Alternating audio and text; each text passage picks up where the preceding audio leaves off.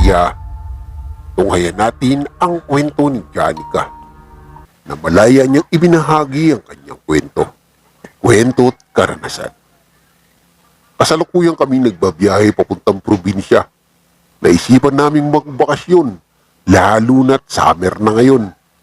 Kasama ko ang mga kaibigan ko, si Marlon, si Jonah, si Mary, si Juan at si Anthony na boyfriend ko.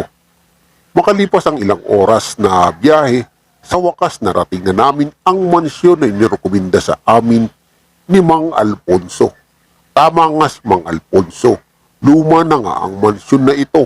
Sabi niya, ay matagal na nga araw nakatayo ang mansyon na ito. Ang dami ng unos na dumating, ngunit hindi pa din ito nagigiba o nasisira.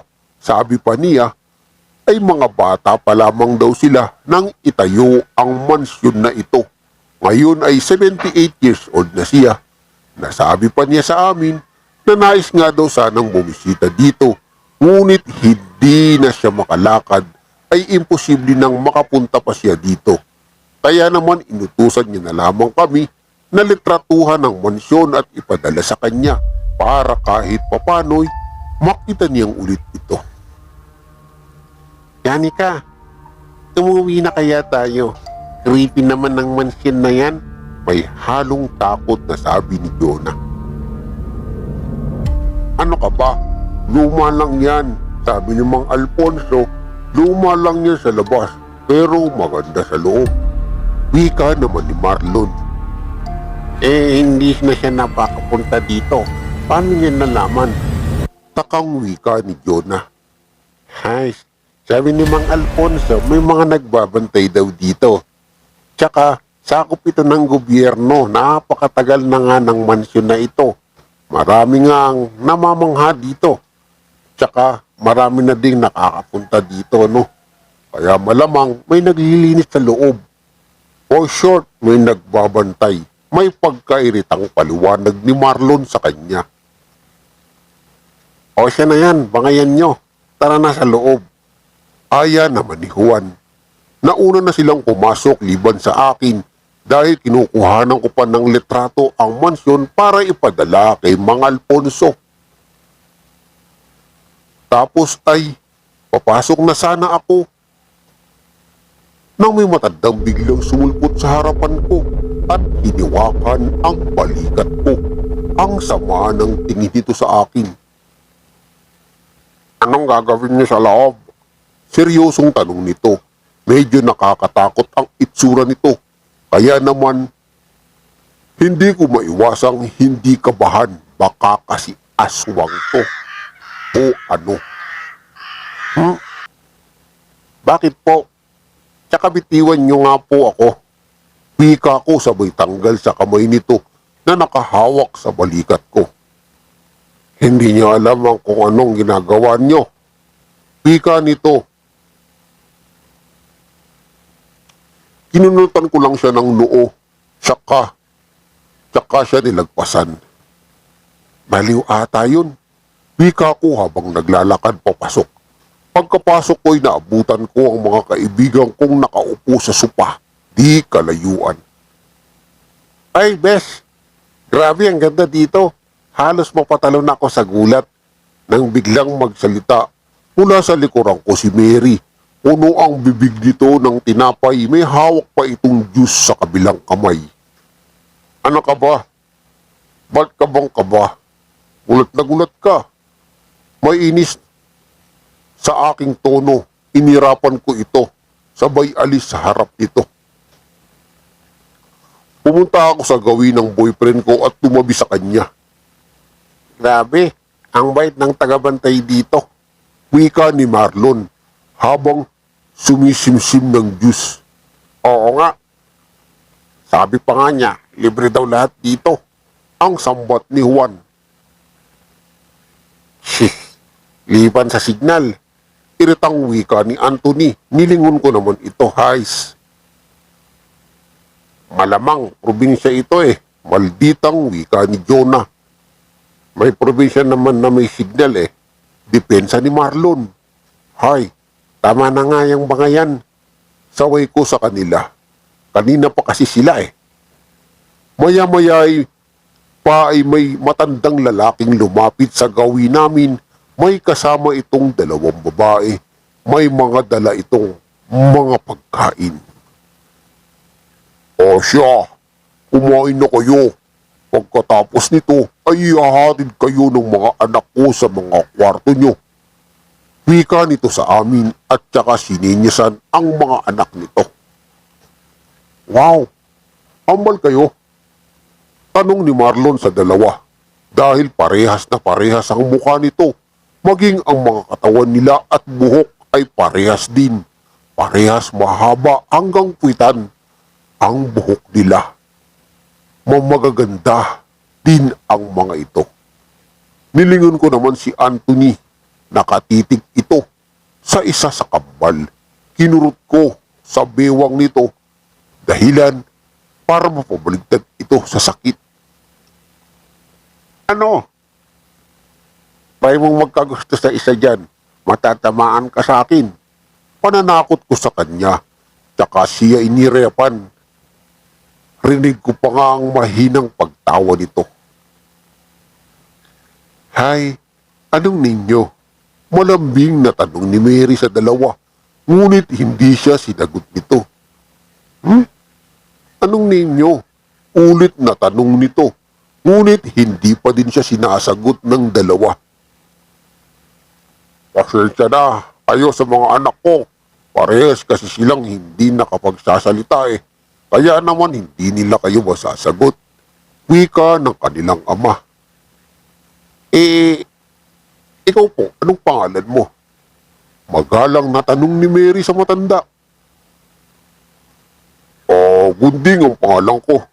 Magalang na sagot ng matanda na nakangiti pa ito. Tara na mga anak. Aya nito sa kambal na unang maglakad ang kambal. Kasunod nito si Mang Gunding. Alam nyo, pansin ko lang, ang weird nila. May pagtatakang wika ni Jonah. Ako din, pansin ko din, pagsang ayon ni Marlon. Maging ako ay nawiwirduhan din sa kanila. Nagsimula na kaming kumain, medyo nagtataka ako kung bakit dito sa sala nila kami pinakain.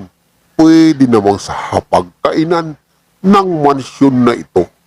Nang matapos kaming kumain ay nihatid na kami ng kambal sa kanya-kanyang mga kwarto namin.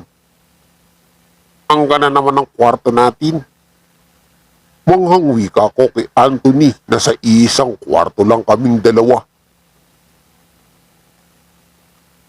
Nauna na akong nahiga sa kama habang si Anthony naman ay nagpunta ng CR. Paglabas nito ay nag-aya na akong matulog. Nagising ako nang may marinig na malakas na kalabog mula sa labas. Agad ko namang ginising si Anthony. Medyo madilim sa paligid. Tanging ang liwanag mula sa kandila lamang ang nagsisilbing ilaw sa paligid. Babe, ano ba gising? Wika ko habang niyuyugyug ito. Maya-maya'y narinig itong humihikab. Bakit ba? Antok na wika dito. Narinig mo yun? Tanong ko sa kanya. Narinig ang alin? Iyong kabog. Medyo natatakot na wika ako sa kanya. Wala naman ako narinig, babe. Baka guni-guni mo lang yan. Matulog na tayo. Mahinang wika nito sabay yakap sa akin. Baka nga guni-guni ko lang iyon. Kaya naman ipinikit ko na lang ulit ang mga mata ko. Kinaumagahan nagising ako dahil sa init ng araw na tumama sa aking muka. Kinusot-kusot ko ang mga mata ko. Tsaka hinanap ang phone ko. Nang mahanap ko ito ay agad kong tinignan ang oras. 6:15 na pala. Kaya naman bumangon na ako. Napakunot ang noo ko nang makitang mahimbing pa ang tulog ni Anthony. Kaya naman niyugyug ko ito upang gisingin. Nag-unat-unat ito sabay hikab. Good morning, babe. Sweet na bati nito, sabay bangon at halik sa pisngi ko. Yak, magtutbrush ka muna. Reklamo ko sa kanya, Hais. Makayak naman ito. Nakasimangot na wika nito. Yok lang, halika, toothbrush na tayo. Nagdala ako ng dalawa, tig-isa tayo. Malambing na wika ko. Sa harap nito, sabay hila sa kanya. Nagpahila naman ito, kaya naman sabay kaming nagpunta ng CR, sabay kaming ginawa ang aming morning routine. Pagkatapos ay bumaba na kami. Morning sa magjowa, bungad. Pabati sa amin ni Marlon, nginitian ko lang ito. Sabay na kaming nag-breakfast. Libot muna tayo dito sa mansyon. Balita ko, may garden daw dito. Excited na pag-aya ni Mary sa amin. Sige ba, pagsang-ayon namin. Sabay-sabay kaming nagpunta sa garden pagkatapos naming mag-breakfast dahil hindi namin alam kung saan yun ay nagpasama kami sa kambal. Buti na lamang ay nakita namin sila. Kaya naman kasama namin silang papunta sa garden. Kakadating lang namin kanina, habang naglalakad kami ay pansin ko ang pagkabalisa ng isang kambal. Nilapitan ko ito at kinausap kahit na alam kong hindi ito nakakapagsalita. Hi, Johnny ka nga pala. Pasensya ka na kahapon ha. Wika ko kahit na wala namang dapat nakaihingi ng tawad. Naglabas ito ng papel at lapis. Bakit? Basa ko. Isinulat niya. Napangiti naman ako. Hindi ko alam kung bakit natutuwa ako. Kasi hindi namin alam na hindi pala kayo nakapagsasalita. Pasensya na. Paghingi ko ng tawad. Ayos lang. Basa ko sa sulat nito. Nginitian ko naman ito. Matanong ko lang. Huwag ka sanang magagalit kung itatanong ko kung bakit balisa ka. May nangyari ba? Baka sa aking tono ang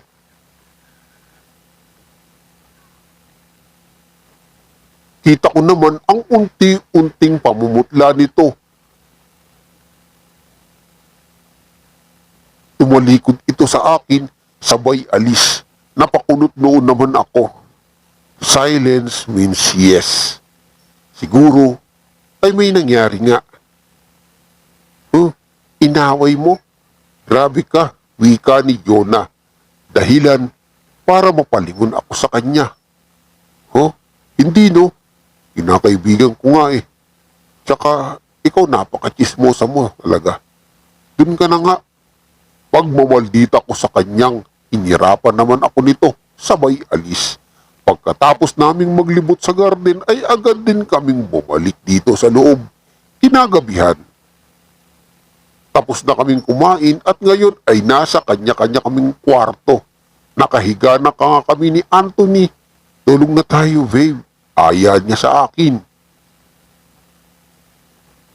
Tinanguan ko lang naman siya, sabay pikit ng mata. Nagising ako nang may marinig na iyak. Huminga ako ng malalim at kinalma ang aking sarili. Baka kasi guni-guni ko na naman ito. Muli kong ipinikit ang aking mga mata. Hindi pa man ako nakakatulog ay muli ko na namang narinig ang pag-iyak. Ngunit sa pagkakataong ito ay may kasama ng sigaw na pabangon ako at sa aking pagkakahiga. Nabalot ng kursunidad ang aking isipan. Bababa na sana ako nang higaan nang maramdaman kong may humawak sa kamay ko mula sa likuran. Nilingon ko naman ito. Nakita kong seryosong nakatingin sa akin si Anthony habang hawak-hawak ang kamay ko. Hindi ito nagsasalita. Babe, bakit? Narinig mo rin ba yun? Kunot noong tanong ko sa kanya. Ngunit ang inaasahan kong sagot na oo ay iba. Matulog na tayo. Wika nito, animoy robot ito kung magsalita. Hindi mo narinig yun? Takang tanong ko sa kanya. Pinilit kong hindi kabahan. Ito ang pangalawang gabi na may narinig akong boses. Hindi, kaya matulog ka na. Seryosong wika nito. Parang hindi siya boyfriend. Iba kasi siyang magsalita. Nagtataka naman ako kung bakit kakaiba siyang magsalita. Ay sinunod ko na lang ito. Muli ko na namang ipinikit ang mga mata ko. Ngunit ilang minuto lang ay narinig ko na muli na namang pikit ang mata. Ngunit narinig ko na naman ang pag-iyak. Mas lumakas pa ng lumakas. Para bang sinasaktan o tinotorture ito. Nabuo ang matinding pangamba at takot sa aking dibdib habang pinakikinggan ang halinghing na ito. Mariin kong pinikit ang mga mata ko at inisip na guni-guni ko lamang ito o nananaginip lang ako. Tinakpan ko pa nga ang dalawang tenga ko para hindi masyadong marinig ang iyak nito. Ngunit kahit na anong gawin ko, ay naririnig ko pa din. Mahigpit kong niyakap si Anthony. Maya-maya'y naramdaman kong gumalaw ito. Babe, ayos ka lang. Nag-aalalang tanong sa akin. Kasabay ng pagsalita nito, ang pagkawalaan ng iyak na narinig ko. Bakit pinagpapawisan ka? Nanaginip ka ba? Takang tanong sa akin. Nakahinga ako ng maluwag nang marinig ang boses ng jowa ko at ang pagkawala ng boses na narinig ko. Oo, siguro. Wika ko. Siguro nga nanaginip lang ako. Baka nga panaginip lang iyon. Pilit kong iniisip na panaginip lang iyon. Ngunit kahit anong gawin ko ay hindi maalis sa isipan ko kung maaaring totoo iyon o isa lamang panaginip. Kinaumagahan late na akong nagising dahil hindi ako nakatulog ng gabing iyon. Dahil sa panaginip ko, nasa labas ako ngayon. Naisipan kong bumili ng soft drinks na maiinom. Sabi ni Mang Gunding ay may tindahan na maliit daw di kalayuan dito sa mansyon. Dahil nga pala ako'y nagpasama sa aking kaibigan ko. Habang naglalakad ay nasalubong ko yung weirdong matanda. Agad itong lumapit sa akin at hinawakan ang braso ko. Aalisin ko sana ang kamay nito sa braso ko. Ngunit hinigpitan nito ang pagkakahawak niya. Hinila ako nito papunta sa may puno ng saging. Animoy, nagtatago kaming dalawa dito. Ano pong problema? Ano pong kailangan nyo? Iritang wika ko sa kanya. Iha, makinig ka. Nanlalaking mga mata to na wika sa akin. Ano po bang sasabihin ninyo? Bilisan niyo lang at nagmamadali po ako. Emosyong wika ko sa kanya. Umalis na kayo doon. Hindi nyo alam ang naghihintay na panganib sa inyo sa loob ng mansyon na iyon. Wika nito. Nakita ko pa nga ang panginginig ng kamay nito. Bakit po? Takang tanong ko sa kanya. Pakiusap, umalis na kayo. Pagsapit ng ikatatlong gabi, siguradong hindi na kayo makakalabas ng mansyon na iyan. Kaya naman ngayon pa lang, umalis na kayo riyan. Wika nito. Maski sa tonong pananalita nito'y, bigla na lamang akong kinabahan sa sinabi nito. Bakit po ba? Ano po bang meron sa mansyon na iyan? Ang tanong ko. Nabalitaan niyo bang may mga turista na ang nakapasok sa mansyon na iyan? Tanong nito sa akin, opo, sabay tango. Nabalitaan niyo rin ba ang nangyari sa kanila? Tanong nitong muli sa akin, hindi po. Bakit po? Ano po bang nangyari sa kanila? Takang tanong ko. Ngayon ay mas umusbong pa ang kursidad ko. Hindi niyo ba napansin na ngayon pagpunta niyo riyan ay wala kayong nakitang dumaan man lang sa harap ng mansyon na iyan? Wika nito, umiling naman ako. Nagtaka ako bigla. Tama siya. Bakit wala man lang dumadaan? Ang mga turista nakapasok ng mansyon na riyan ay hindi na nakalabas.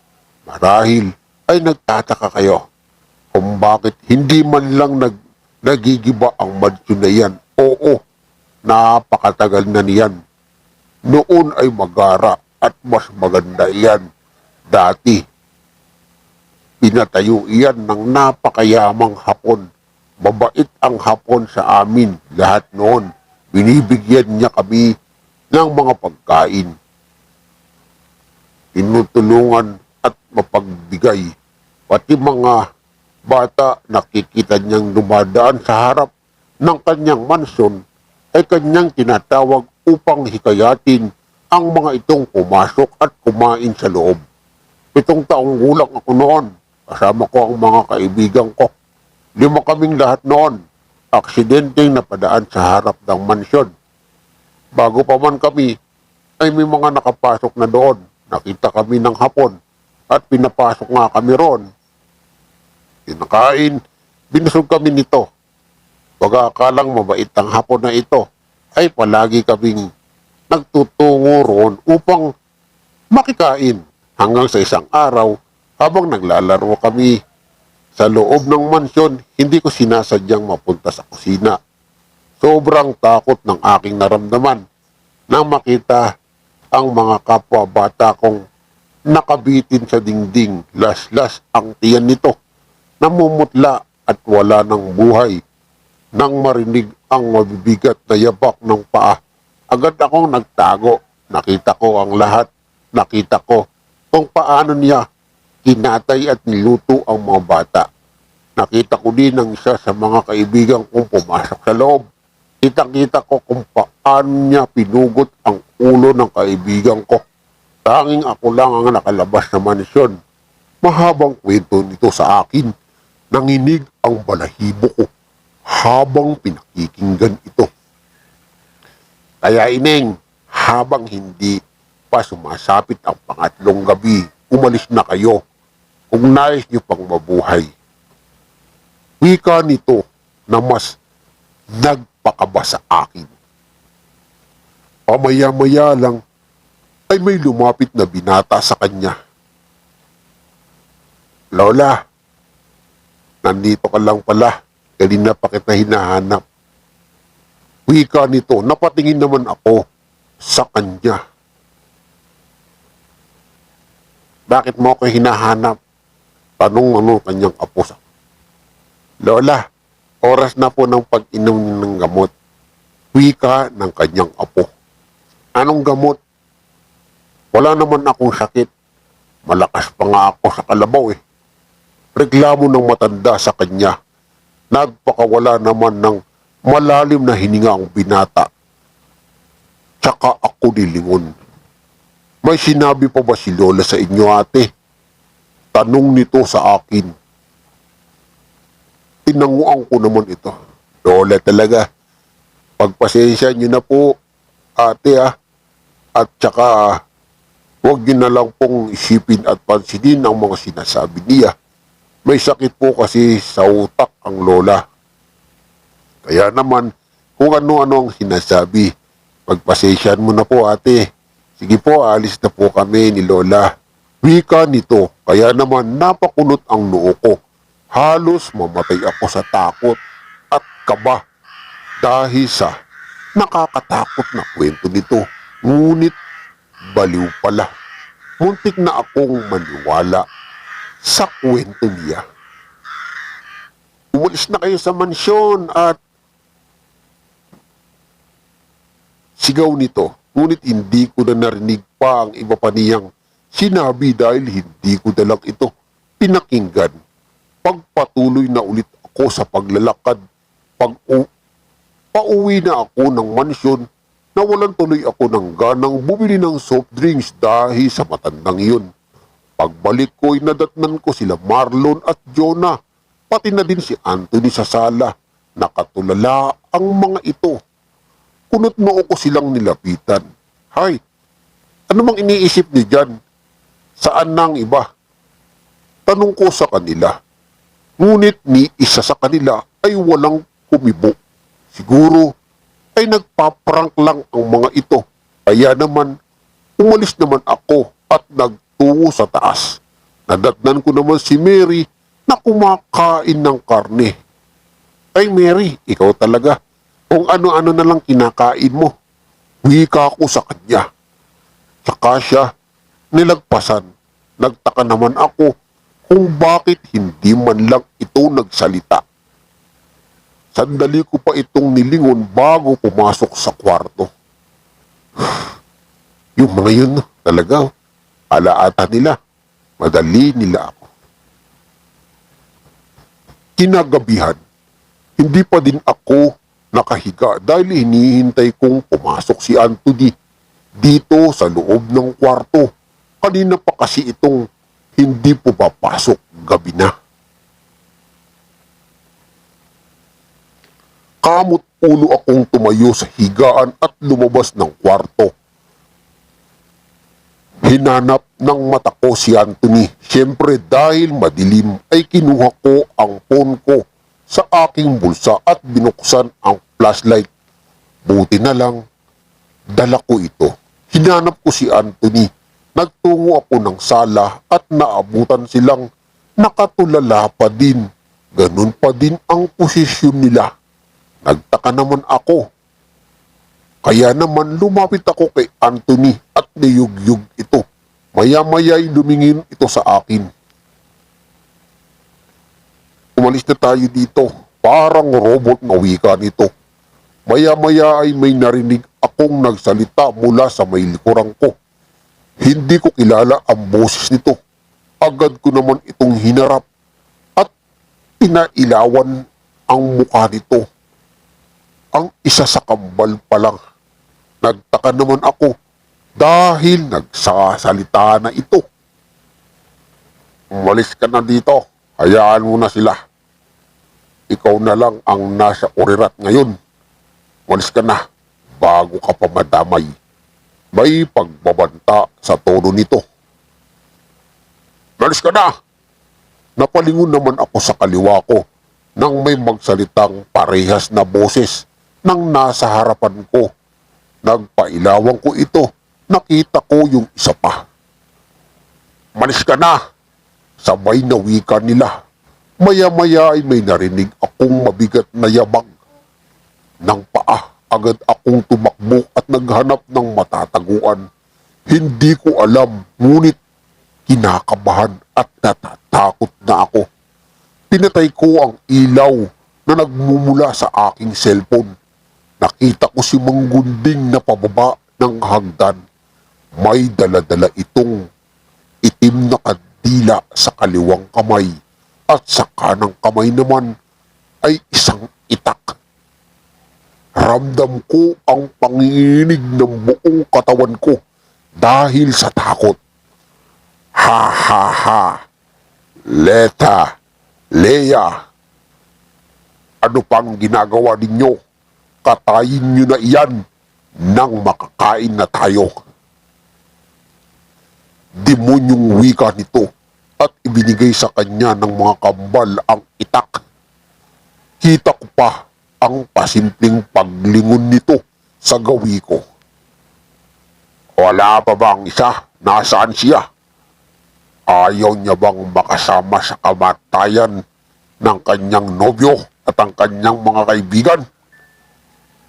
Nakangiting tanong nito. Napalingon ako sa may hagdan nang makita si Mary at Juan na pababa ng hagdan. May dala-dala ang mga itong kutsilyo. Nasa paligid lang ang kaibigan ninyo. hanapin niyo siya at dalhin sa akin.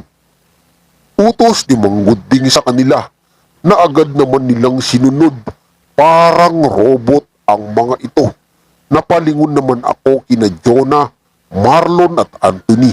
Halos masuka nang makita kong paano gilitan ng isa sa kambal ang liig ni Jonah. Kumuha ito ng mangkok ang kambal nito at nakangiting hinintay na mapuno ang mangkok ng dugo ni Jonah.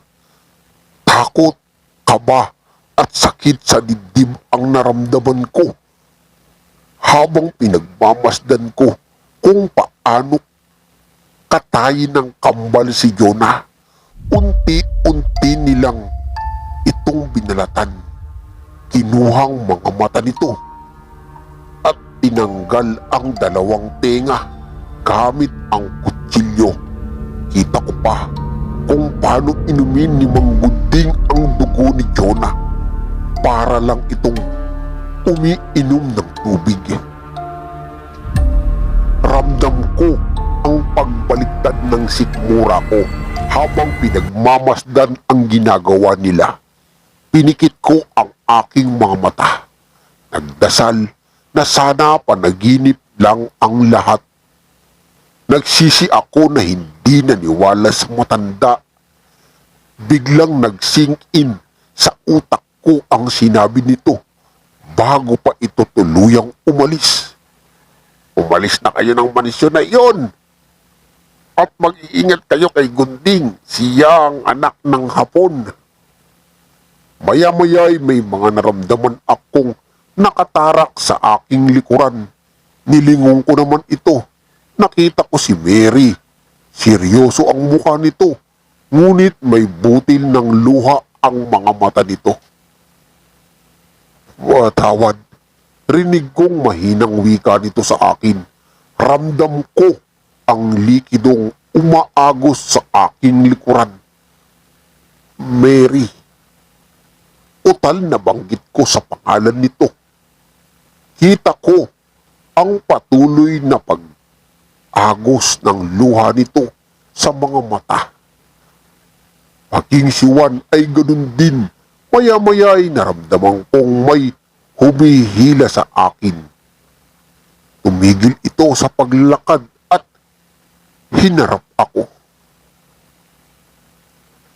Ako si Leia. Hindi ako nakapagsasalita, ngunit salamat sa kaibigan mong si Juan. Dahil sa kanya, nagawa kong magsalita. Ngayon naman ay ang boses mo ang kukunin namin para sa kapatid ko. Patawad. Nais kong humingi ng tawad. Nais man naming iligtas dahil sa naging mabait ka sa akin. Hindi ko magagawa.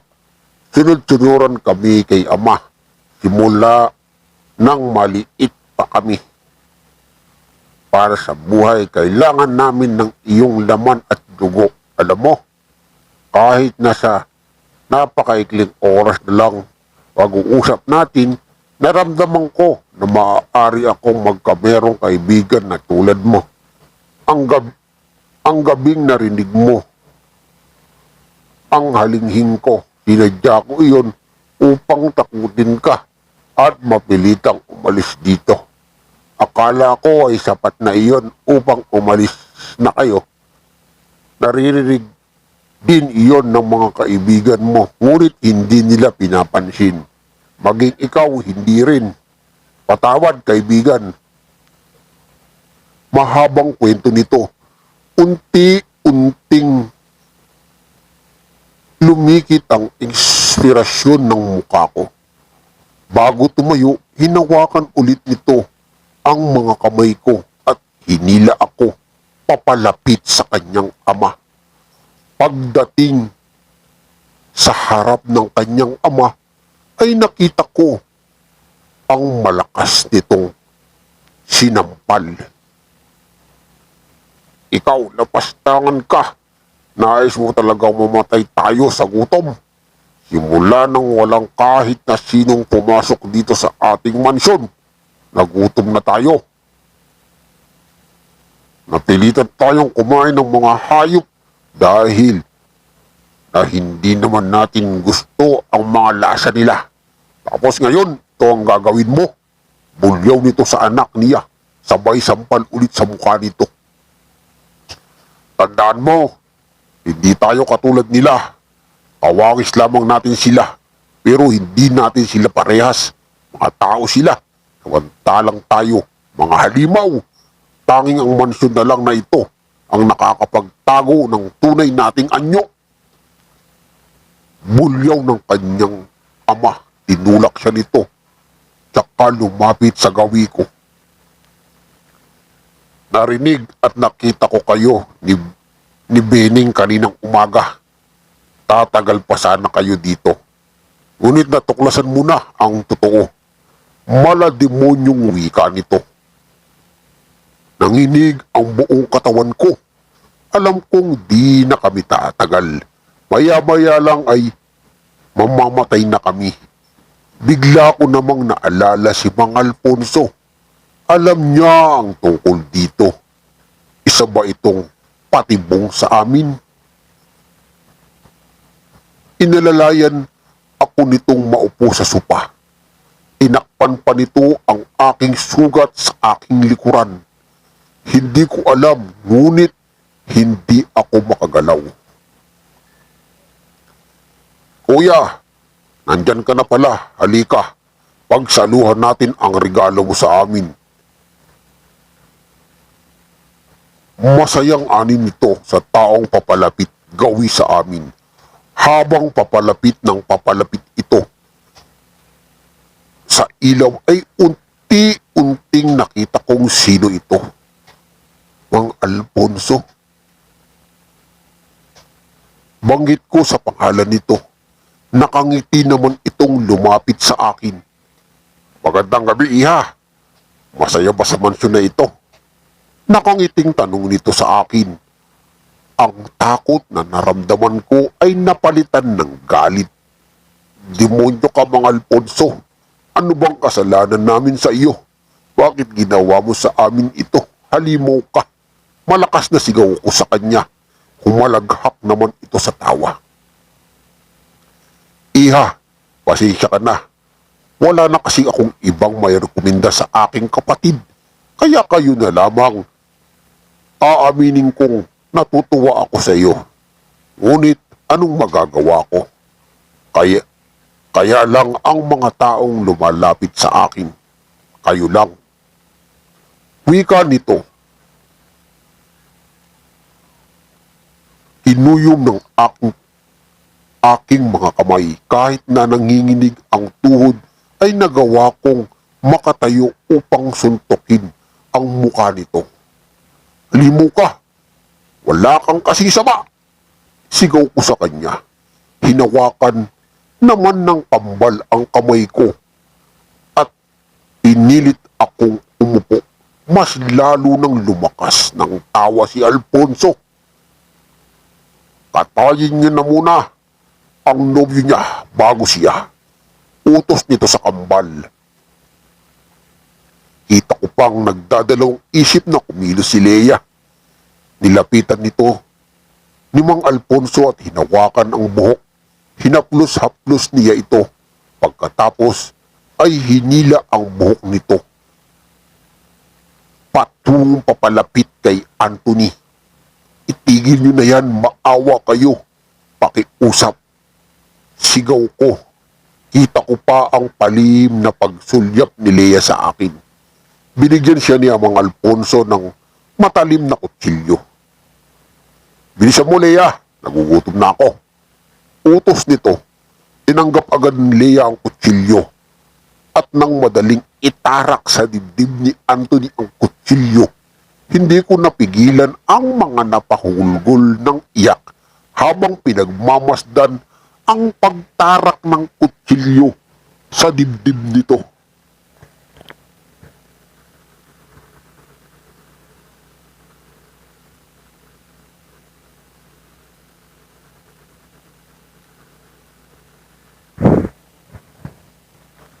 Anthony!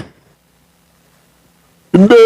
Itigil na yan, Leia! nagmamakaawa ako. Pakiusap, pagmamakaawa ko. Tsaka lumuhod. Kita ko ang pagpatak ng luha nito sa mata. Pero pinagpatuloy pa rin niya ang ginagawa. Matapos niyang itarak ang kutilyo sa dibdib ng jowa ko, ay dahan-dahan niyang pinasok ang kanyang kamay sa loob. Imbis na mangdiri ay nangibabaw sa akin ang pagkasuklam at pagkawala ng pag-asa. Mahal, patawad. Wala akong nagawa. Patawad kung sana naniwala ako. Sana wala tayo. Ngayon dito, nakaalis na sana tayo. Mahinang wika ko at iniyuko ang ulo ko. Pag-angat ko ng tingin nang marinig ang diing nito na sakit. Sumisirit na dugo mula sa kanyang dibdib ang nakita ko. Unti-unting inilabas ni Leah ang kanyang kamay sa loob ng dibdib ni Anthony. Hawak-hawak nito ang puso ni Anthony. Nakayuko niya itong ibinigay kay Mang Alfonso. Nakangiti naman itong itinanggap ni Mang Alfonso. Namutla na si Anthony hanggang sa mawalan na ito ng buhay. Halimaw ka talaga! Malakas na sigaw ko sa kanya. Ngunit tumawa lang ito. Sabay kagat sa puso ni Anthony na kinabaligtad ng sikmura ko. Hindi ko napigilang hindi masuka habang pinagmamasdan ang pagkain nito ng puso ng jowa ko. Naramdaman kong hinawakan ni Mang Gunding ang ulo ko at pilit na ibaling sa mga kaibigan ko ang aking tingin. Pinikit ko ang aking mga mata, ngunit pinatuluan nila ng kandila ang mga mata ko. Kaya naman, wala akong nagawa kundi padatilihing nakamulat ang mga mata ko habang pinagmamasdan ko ang kanila. Katayin ang mga kaibigan ko. Nang matapos sila sa kanila, ay lumapit sila sa akin. Ramdam kong ito ang katapusan ko. Pinilit ko ang aking mga mata at tiniis ang kutsilyong unti-unting nilalaslas ang ulo ko hanggang sa maputol ito.